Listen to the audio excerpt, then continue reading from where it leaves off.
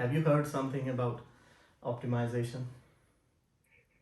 I don't think so. What I heard is related to Okay, maths. whatever you heard, just tell me. Let's see. Optimizing is kind of like regulating something. Yeah, Okay, kind of. okay, yes, that's true. It's actually it is linked with getting a best thing out of something. Like if you are, Yeah, for example, if you want to produce a certain, like for example, cane, any a cane, a Coca-Cola cane, and you want to design the shape of the cane in a way that it looks perfect, beautiful, but at the same time it gives the minimum cost while the manufacturing process, means the best for the company, that the physical appearance, the shape is beautiful, people attracted, they get attracted and they want it more, and at the same time the company is facing less cost. So this is called the optimal result out of something, and from the word optimal we got optimization, and that is why derivative, whenever there is something talking about optimization, it is linked with the derivative. And why it is linked with the derivative? Because with the help of the maximum or minimum value of a function of a curve, you can get a best out of it. If you have a curve now I like remember one.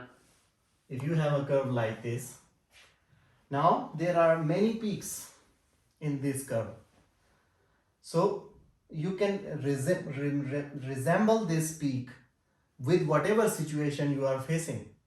Whatever, for example, you are talking about the profit and loss, then you can resemble this curve with the profit and loss. At this point you are getting a profit, at this point you are facing a loss, so these things are linked with that. So you are trying to optimize that, okay, what is the point where I'm getting the maximum output out of my process, and what is the point where I'm getting the minimum output from my process, right? So this this kind of curve is always used everywhere. Anything, that's why they say that if you want to analyze something, and if you when you will go in field, you will see that most of the time, if you are, for example, a company manager, they will tell you, okay, don't show us the data, don't show us the plus minus numbers, though, just give us the graph and tell us what's happening. So they will ask you that, okay, make a graph and tell us where we are good and where we are bad, just in one line, in one curve. So everywhere you are actually trying to use the slope, right? You're trying to Yes. use the concept of slope to describe your life, to describe your whole meaning of the life, whatever your job is, whatever your point of explanation is, you will use the slope to describe this thing. Now, from the slope, since we are now master in finding the slope, and we, because the chapter 3 was all about slope and derivative, and now we assume whether we are good in it or not. But the writer of the book, he assumes that now, yes, now you are a master in chapter 3 in finding the slope, or in finding the up and down of a certain curve. Now he says, okay, now you are a master, now go to the market, and whatever your job is, use that concept of slope and explain the things and get the maximum out of it.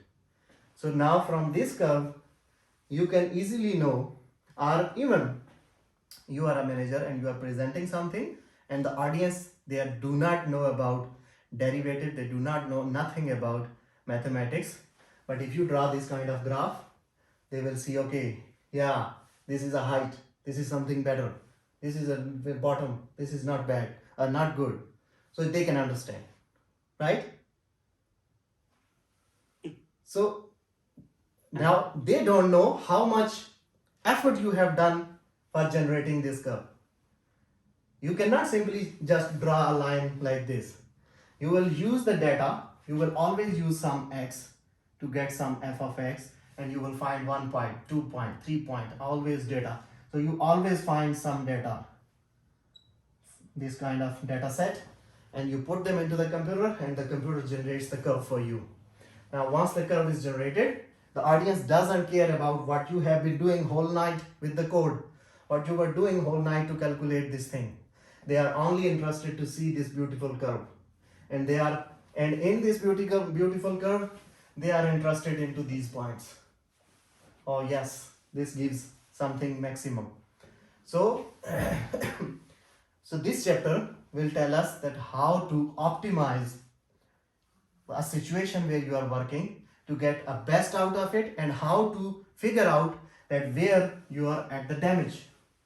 It's not always like if the something is at the bottom it is a damage, and something at the top it is a profit. No, always not like this. It depends on the situation.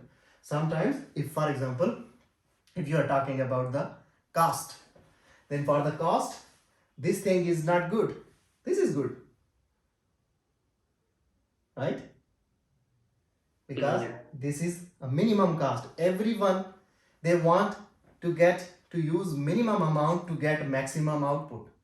So if you're talking in terms of the cost, this is good. If you're talking about in terms of the profit, this is good. So the same everywhere, computer science, chemistry, biology, I have mentioned here the same things we use everywhere. For example, I already told you that if you want to produce something, then how to get the best, and how to get to figure out that what will be the damage and what will be the least profit position. Then if now go to the physics and talk about the projectile motion, talk about the shuttle that's going into the air, then they set a projectile, a curve, something like this for the shuttle, and they optimize the whole thing first on the paper, on the table, and then they fire it, then they put it into the air. They never throw it on a random. They first calculate if this is the target The place. projectile, to make the projectile efficient, like the maximum height and Yes, if you go back, you saw that at 45-degree angle you will get a maximum out of it. more. So Yeah. so what was that? It was the optimization of the projectile motion. So means to say that everywhere you are actually trying to get the best situation, and you will get some grade, you will get some good marks, you will get promotion. So everyone, they wants to get a benefit, a best result for them, so that they can get some best benefit for them every I situation. have So a good example for optimization. Yeah. I remember. yeah, Okay, so in computer, when you download some software or install something in your computer, okay, your graphics card has different graphic cards had the softwares, and there is an option for optimization. So for example, if you downloaded a video game, okay, you can either play it on the best graphics, but it will be very laggy. You will get less frames per second. Or Yes. maybe you can play it on maximum frames per second, but the graphics are so bad. Yeah. So when you do the optimization, it will set your game at the settings it will where you can, it will set yeah, your game video is, yeah at the best points. yeah, for FPS and graphics. Yes, both. it will set the level for both the things, for the FPS and also for the graphics, and it will set the best position which is good for you, because you want something best out of it, because you have invested some money. So since you are a computer science student, Yeah. you can link this situation to any other problem, and this is a very good example. Similarly, every field, that's what I told you, that in business, in computer science, just we talking about the physics, the projectile motion, and similarly the biology, most importantly in the blood flow, there is again a use of optimization. When for example, at what angle the blood vessel is, if I have written all this theory on the pages, and you can see the blood vessel is should be at what angle that the less you can say a pressure or less energy to be used by the heart to pump the blood. So what is the best position? For example, if you are sleeping, then what is the best position to sleep? The doctors will tell you that sleep like this. Right. So in that, so they are actually optimizing your body. Now it's always the people sleep randomly, and this does the damage to them. But the doctor will Yes. already calculated the optimization, and he gives you that, okay, this is the best position, this is the optimization, but now it's your choice. Whatever you do, that's your point of interest. So everywhere slope working, and this is where when people ask you that what is the use of mathematics, I wonder why they ask this question.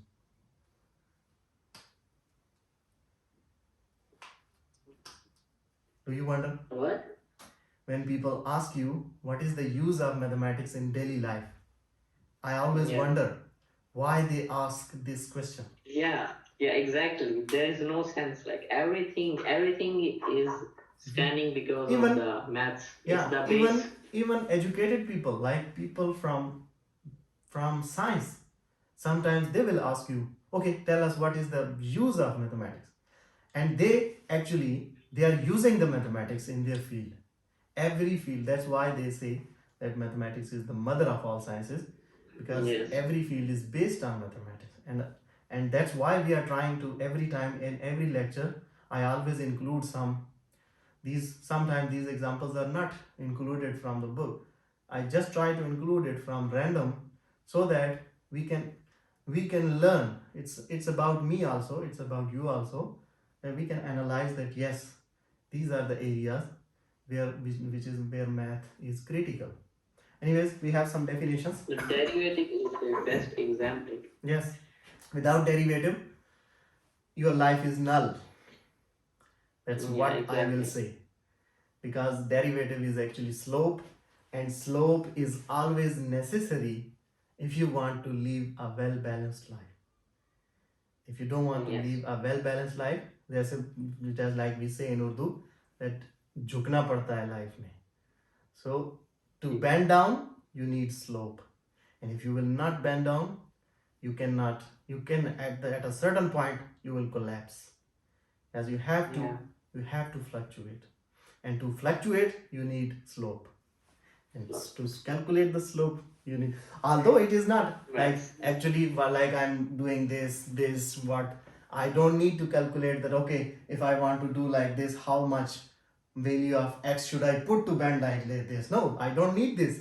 But the phenomena behind it is the slope. Yeah, it's math. So it's exactly. The nature is working on math.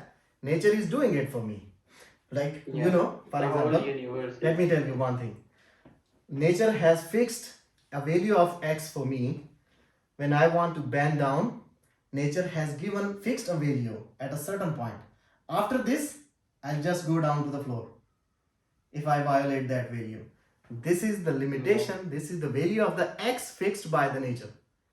If nature fixes value, then you don't need to calculate it. You already have it in your system, and your system is based on that value. Its system tells you that, okay, if you want to sit on computer and work, then nature has already fixed a certain theta for your backbone. If you violate that angle of sitting position, your backbone will broken. It will harm you. Your backbone will ultimately, at a certain point, it will be painful for you. So everywhere, sometimes you have to fix the values. When you are doing business, you have to fix the values of x. You have to fix the values of the variables. X means variables. What are the variables of your scenario? And the phenomena which is done by the nature, like my body, it is prepared by the nature, by the God, whatever it is. So they have set some values for it. For those values, if I will violate, if I eat more and more and I become fat, ultimately the cholesterol will get high, and I will get some diseases and I'll die. So what was it? Actually, there was a fixed value of X, the food, the cholesterol, which I violated, and the damage is done. So everywhere there is a calculation. And the doctors, every field person, they are sitting there and they are optimizing all this scenario using M, the slope, and they are optimizing the best place for you. Everywhere, whenever you go, they give you that, okay, this is the best point. If you are, for example, you are going on a job, you are recruited for, and this is the day one of your job, the boss will tell you, okay, 8 to 5 is the best working hours. You have to come at 8 and you have to go back at 5. 1 p.m. take a break of 30 minutes. Now this is the best peak value to do a responsible job. Now if you will do the damage, you go up to the office at 10 and leave the office at 3. What will happen? The next day the workload will increase because you didn't do the job according to the work hours. So ultimately, when you will violate the value of X, the f of X will do the damage to you. Yeah. You have the control on X, and this X is giving you some output. This X is you are responsible. X right? is your action and f of X is the That's reaction. one input output. This is your action and you have the control on it. If you can control this value, sometimes as I told you, this value is fixed by the nature, and sometimes you have to fix it. But in both ways, you have to follow the rule of X, and when you will violate this X, this f of X will blast on you and the damage will be coming to you. Anyways, we are going to talk about the maximum and minimum values, and what in any field, what could be the maximum and what could be the minimum. We already discussed about the examples. There is a definition, let C be a number in the domain D of a function f, then, okay, let C be any number which belongs to your domain. You know about the domain and range of a function. And I'm saying that f of C is the value of the function C at the point C, value of the function f at the point C. Then two definitions. One is absolute maximum and the other is absolute minimum. By absolute maximum means, like, look at this curve, and I'm assuming that it goes like this, okay. Now this curve is drawn. If I draw the coordinates like this, then of course this curve is drawn according to the xy coordinates. This is actually my y, which is f of X, and this is my x, which is the input. So the horizontal line is input, vertical is output. So for any value of X, you will get the corresponding value. If I say this is 1, then correspondingly this is f of 1. If I say this is the point 2, then this is f of 2. And if I say this is the point C, then this is f of C. Now for the first part, absolute maximum, if you have a certain value, now this whole line is actually my domain from where I can pick up the values for this function. If I have y equals to f of X, means f of X is my function and X belongs to a certain domain, then this domain is actually, if I'm saying that, okay, I start from 0, then from 0 to, let's suppose, plus infinity. This whole set of real numbers is D. I can pick up any value from this D, put it into the function, and the function will give me a corresponding point on this. So actually I have calculated the points and then I have joined the points together and they made a curve like this. Now about the absolute maximum, it is about the point C for which your whole curve in the given domain, I am saying from 0 to positive infinity, okay. So in this domain, I'm talking about this domain. Now the curve can go backward. I'm not interested into this. So maybe here it can go like this, okay?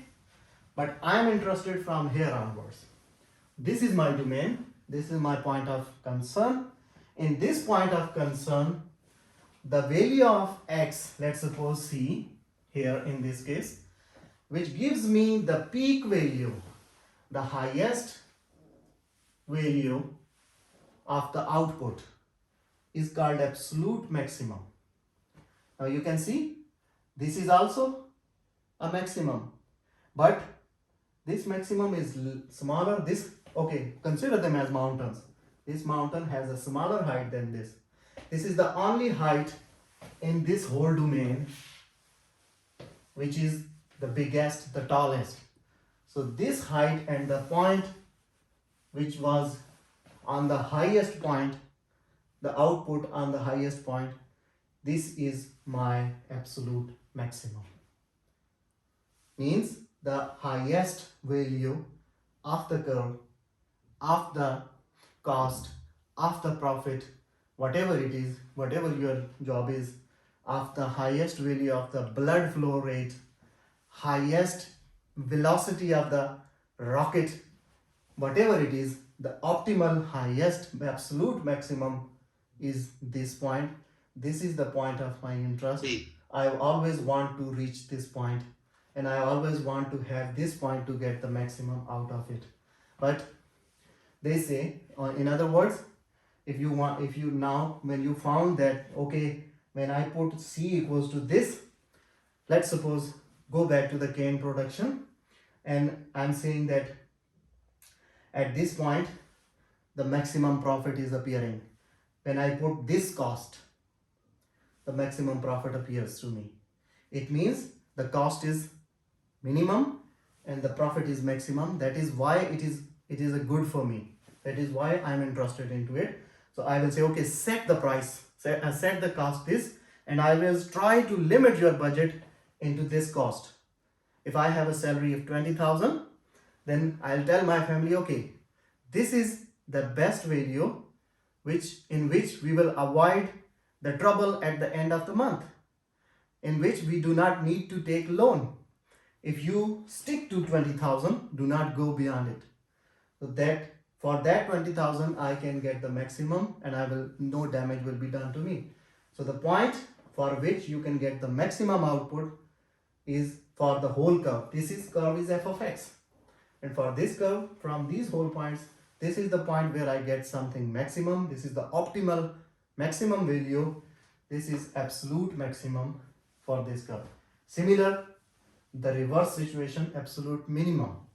The point which is lowest. So in this domain, look, this is the point which is lowest.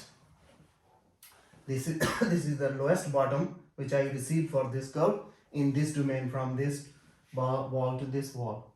So this is called absolute minimum. This is for the whole interval. So from after this concept, we will move to local maximum and local minimum. Now we already know absolute minimum and absolute maximum. Absolute minimums, the highest output of whole domain. Absolute minimum, the lowest output of whole domain. Now number third is local maximum.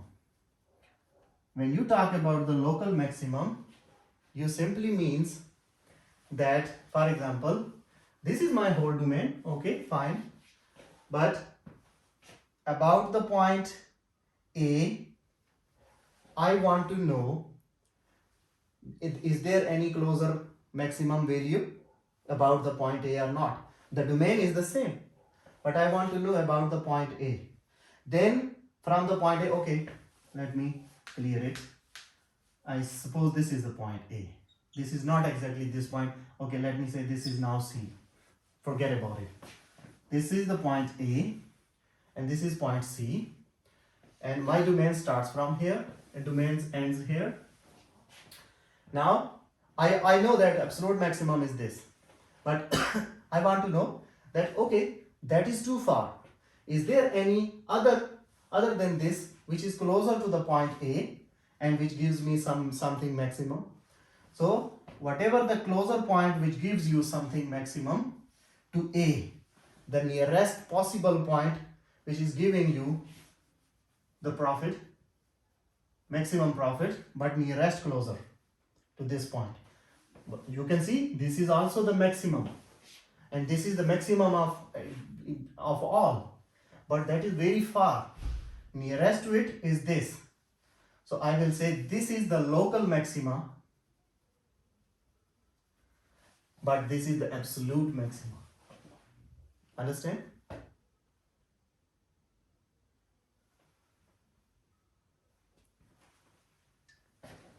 What happened?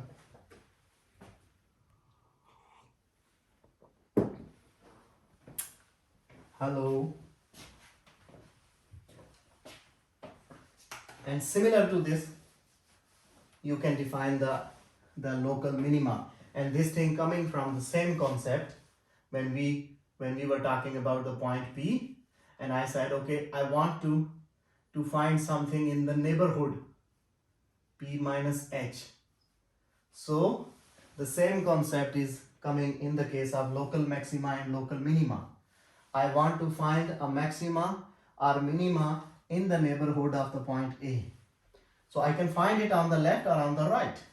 In this case, since my domain was here, so I see that the local maximum, the very first maxima, is on the right. So this is the local maxima of the point A. Similarly, this is the local minima of the point A, because this is the nearest minima, because my domain is here and this graph is still going downward. This is not stopping here, so this is not the minimum point because this is going downward, but my restriction is up to this, so I'm not concerned with this thing, but I'm concerned. So here I cannot find the minima. I'll go there and I will see whichever is the next possible minima, then this is the local minima of the point A. So there should be a clear-cut difference between absolute maximum, absolute minimum, local minimum, and local maximum. So if I ask you to give me local maximum, then make sure that you give me local maximum. Do not mix it with the absolute maximum. And even if I do not ask you in the life, when you try to implement it, do not mix the things all together.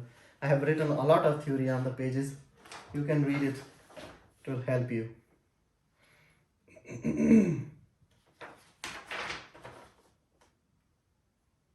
Okay. All right. Now let's do one example. Just try to discuss one example in mathematics, and then we can finish the class. If you go back to the curve of the cos function, cos theta, if the function is f of x is cos x, then when you put x equals to 0, this is 0, then corresponding value of cos is f of 0, cos of 0, and you know that cos of 0 is 1. So means the f of 0 is here. Similarly, at pi by 2, the function crosses f of pi by 2 becomes 0. F of pi by 2 is cos of pi by 2, and you know that cos of pi by 2 is 0. Cos of 90 degree is 0. So your function goes like this, and here it goes like this.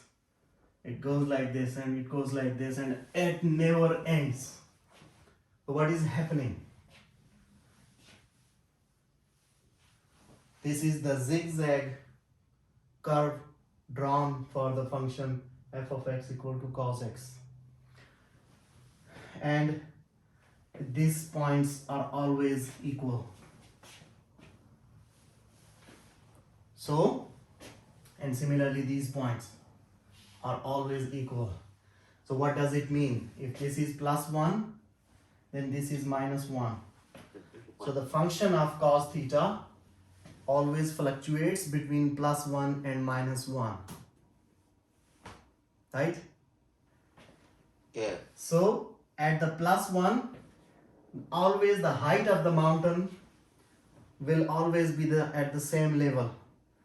So what will be the absolute maxima in this case? If I have this domain, okay, I am interested from here to here, then which one will be the maximum, absolute maximum?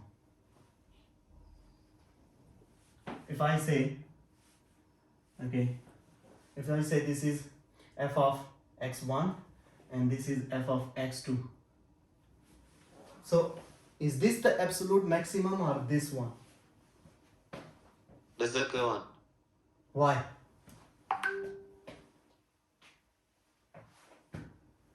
Why the second one?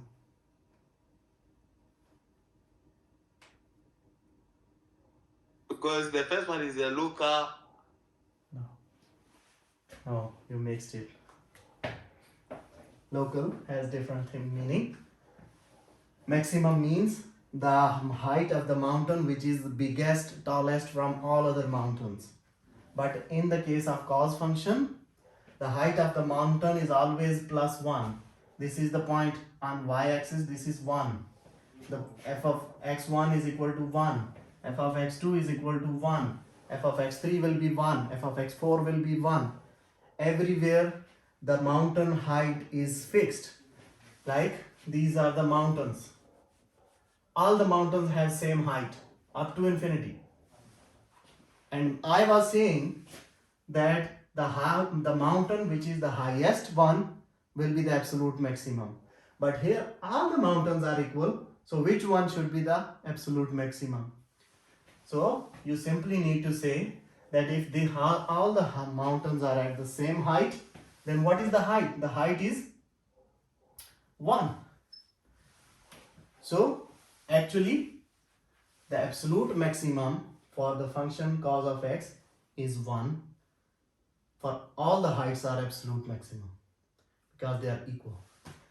And all the heights are at point 1. Similarly, on the bottom, the function goes to -1, -1, -1. So the bottom line goes like this. And all these bottoms are at the equal point, which is -1. So all these are actually the absolute minimums. So I can say that absolute minima for the function cos of x is -1 and absolute maxima for the function cos of x is +1. And also at the same time, for this whole region, this one, if this is my point A, then this one is the local minimum. If this is my point A, then this one is the local minimum. So whichever is nearest, you can say it is the local minimum. And at the same time, the local minima is also the absolute minima. Similarly, the local maxima is also the absolute maxima. So for this function, the absolute maxima is equal to local maxima. And absolute minima is equal to local minima. Understand? Yes. Good.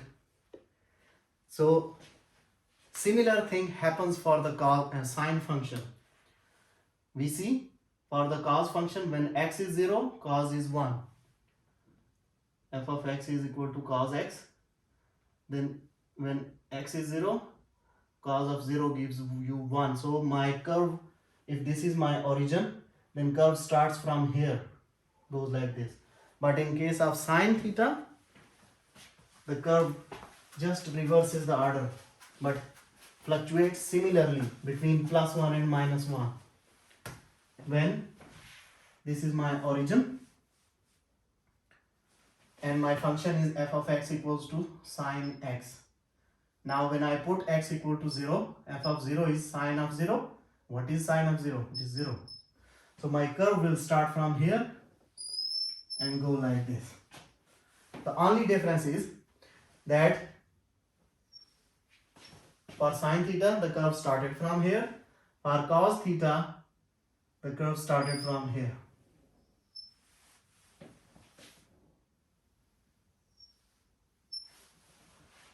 right? Means the absolute minima for the cos function is absolute maxima for the sine function, right?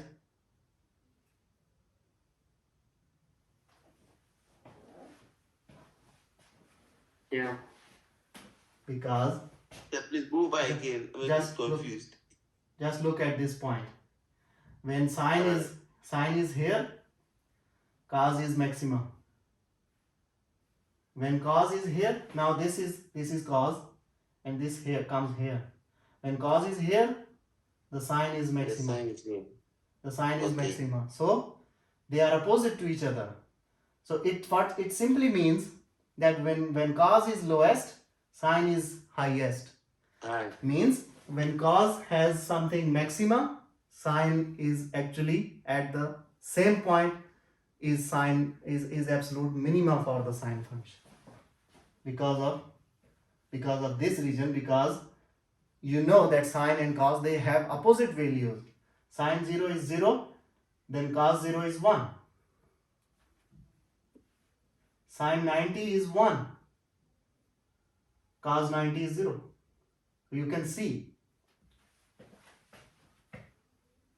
the difference in the values. They have opposite values at the same points. So just using this concept, you can simply say that the maxima of the sine function is actually the minima.